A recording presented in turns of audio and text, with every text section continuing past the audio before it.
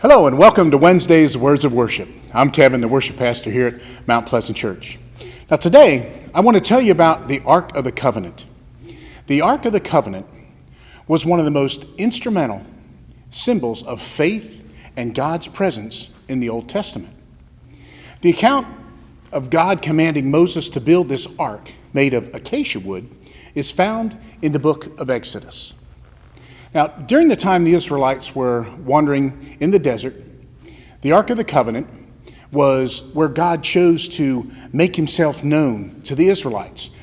Exodus says that God would meet them above the cherubims that were attached to the cover of the ark, and that he would meet them there and give them all of his commands. Now, the ark was essentially the representation of the Lord's presence on the earth. Now, in the book of 1 Samuel, there's an account where the Philistines, who are the enemies of the Israelites, captured the ark after defeating them in a battle. Now, since the ark was a representation of God's presence, God was very displeased with this. And when the Philistines moved the ark to different towns, plagues afflicted the people in those towns. People experienced tumor-like growths on their bodies, infestations of mice. So the people would move the ark so that they wouldn't be harassed by these plagues. Well, the ark eventually was sent to the city of Shaddad and placed in a pagan temple. The temple was the temple of a Philistine dragon god and had a huge stone statue of the dragon. But when the Philistines came back into the temple the next morning, they found that the statue of the dragon had been knocked down and it was laying over face down in the dirt. Well, they set the statue back up, and the next morning, guess what? The same thing happened. The dragon statue was found face down in the dirt, and this time the head and the hands had also been broken off.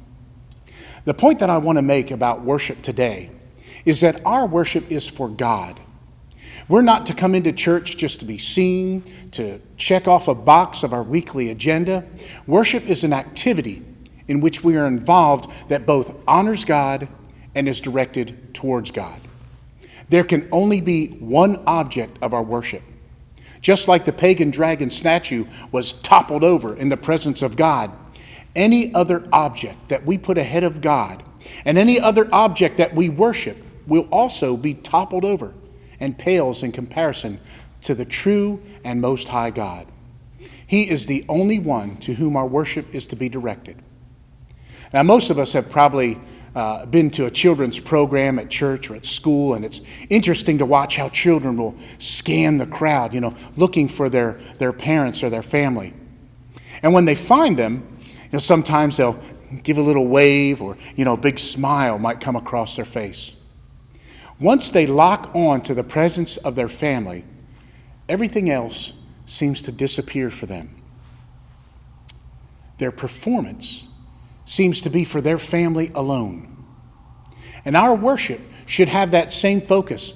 Nothing else around us matters. Our worship is for the audience of the Most High God and Him alone.